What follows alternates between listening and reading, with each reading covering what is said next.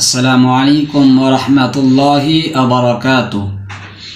ঢাকা গাজীপুর থেকে আব্দুর রফিক সাহেব জিজ্ঞেস করেছেন, হুজুর, আমরা মসজিদে গিয়ে যখন ফরজ নামাজ পড়ি তখন অনেক সময় এরকম হয় যে ফরজ নামাজের শেষ বৈঠকে আমরা দোয়ায়ে মাসুরা শেষ করার পরেও দেখা যায় ইমাম সাহেবের পড়া শেষ হয় না।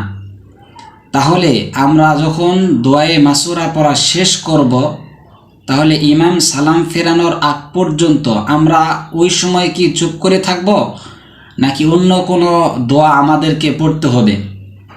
আমাদেরকে জানালে উপকৃত হতাম। মাশাআল্লাহ ভাই, অনেক সুন্দর একটি প্রশ্ন করেছেন। হামিদাও ওয়া মুসাল্লিয়াও ওয়া মুসাল্লিমা আম্মা বাদ।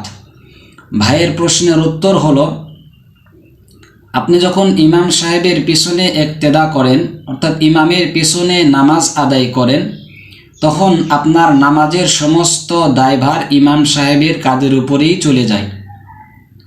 এজন্য আপনি সুন্দরভাবে ধীরস্থিরভাবে আত্তাহিয়াতু পড়বেন, দরুদ শরীফ পড়বেন, এরপরে দোয়ায়ে মাসুরা পড়বেন। দোয়ায়ে মাসুরা পড়ার পর যদি এরকম হয় যে ইমাম সাহেবের পড়া এখনও শেষ হয় নাই, তাহলে আপনি চুপ করে বসে থাকবেন। এরপরে ইমাম সাহেব যখন দোয়ায়ে মাসুরা শেষ করবেন, এরপরে যখন ইমাম সাহেব সালাম ফিরাবেন, আপনি তখন ইমাম সাহেবের সাথে সালাম ফিরিয়ে নামাজ শেষ করবেন। আর যদি এরকম হয় যে ইমাম সাহেব আপনার আগেই দোয়ায়ে মাসুরা পড়া শেষ করে সালাম ফিরিয়েছেন, তাহলে আপনি কি করবেন?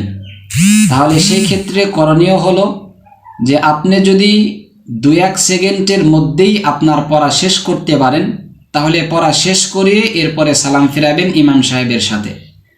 অন্যথায় আপনি ইমাম সাহেবের সাথে সাথেই আপনি সালাম ফিরিয়ে নামাজ শেষ করবেন। তাহলে আশা করা যায় ইনশাল্লাহ আপনার নামাজ হয়ে যাবে। কারণ রাসূলুল্লাহ সাল্লাল্লাহু আলাইহি ওয়াসাল্লাম হাদিসের মধ্যে বলেছেন, আল ইমামু জামিনুন, ইমাম হলেন দায়িত্বশীল, অর্থাৎ ইমামের উপরেই সমস্ত আপনাদের নামাজের সমস্ত দায়ভার তার কাঁধের উপরেই নির্ভর করে। এজন্য ইমামের নামাজ ঠিক হলে ইনশাল্লাহ আপনাদের নামাজও ঠিক হয়ে যাবে। আশা করি ভাইয়ের প্রশ্নের উত্তর আপনি বুঝতে পেরেছেন। আসসালামু আলাইকুম ওয়া রাহমাতুল্লাহি ওয়া বারাকাতুহু।